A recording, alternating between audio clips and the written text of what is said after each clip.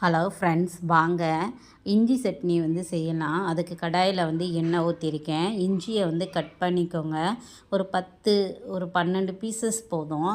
2 வத்தல் போட்டுக்கோங்க. அதையும் சேர்த்து நல்லா பொன்னிறமாக வறுத்துக்கணும். உளுந்து இருந்துச்சு அப்படின்னா 2 ஸ்பூன் உளுந்து சேர்த்து அதையும் நல்லா வறுத்துக்கோங்க. பல்லாரி 2 பல்லாரி நான் கட் பண்ணி போட்டிருக்கேன். சின்ன வெங்காயம் இருந்தாலும் சின்ன வெங்காயம் ஆட் பண்ணிக்கோங்க. கொத்தமல்லி, கருவேப்பிலை இதையும் போட்டு நல்லா வதக்கிக்கோங்க. லாஸ்ட்டு இத்தினோண்டு புளி போட்டுக்கோங்க. கொஞ்சோண்டு புளி போட்டு எடுத்து அரைச்சிட்டு வந்துடலாம். அதுக்கு முன்னாடி தாளிச்சிருவோம். எடுத்துகிட்டு வந்த பேஸ்ட்டை இதோடு மிக்ஸ் பண்ணிவிட்டு லாஸ்ட்டு ஃபைனலாக இறக்குறதுக்கு முன்னாடி ஒரு ஸ்பூன் நாட்டு சர்க்கரை சேர்த்துக்கோங்க. சேர்த்து சாப்பிட்டு பாருங்கள். இட்லிக்கு செமையாக இருக்கும்.